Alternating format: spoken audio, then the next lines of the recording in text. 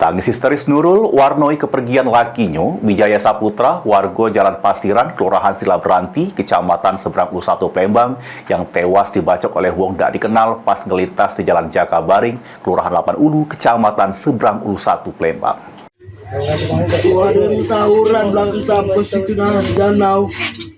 Tangis histeris Nurul warnoi kepergian lakinya, Wijaya Saputra, warga Jalan Pasiran, Kelurahan Silabranti, Kecamatan Seberang Ulu 1 Palembang, yang tewas dibacok oleh wong tak dikenal pas ngelintas di Jalan Jakabaring, Kelurahan 8 Ulu, Kecamatan Seberang Ulu 1 Palembang. Terselik jero rumah duka, sanak keluarga korban sudah berkumpul untuk mendoai Wijaya Saputra yang akrab dipanggil Wiwit.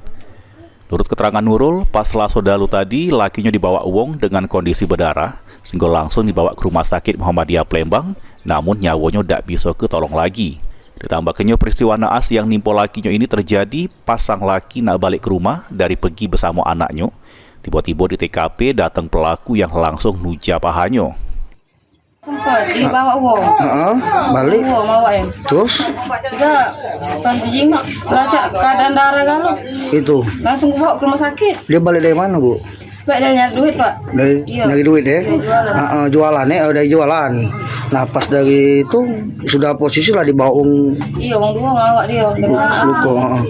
Sempat ini tak? Sempat cerita tak suami kita? Tidak sempat, Pak. Langsung bawa ke rumah sakit. Tak sadar lagi ya? Jadi luka di bagian apa tadi? Di bagian paha, Pak. Paha.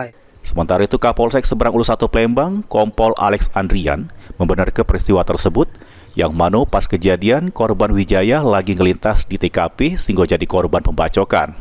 Jadi yang meninggal dunia ini pada saat itu dia sedang melintas, ngelihat sedang ada keramaian seperti itu, ada keributan.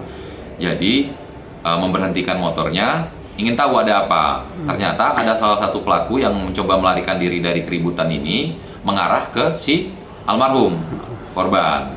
Nah, kemudian terjadi penusukan di situ. Ditusuk di paha sebelah kanan, satu tusukan. Kemudian sempat kita bawa ke rumah sakit, namun karena banyak darah yang keluar, sudah berusaha dilakukan perawatan, akhirnya si almarhum korban meninggal dunia di Rumah Sakit Muhammadiyah. Selain merenggut sikok korban jiwa, 4 wong lainnya juga ngalami luka bacok, yakni Dian yang ngalami luka tujah di perut sama tangannya, Rian ngalami luka di kepala sama Nando luka di kening serta di perutnya, serta Andre ngalami luka tujah di pahanya. Heru Wahyudi, PAL TV.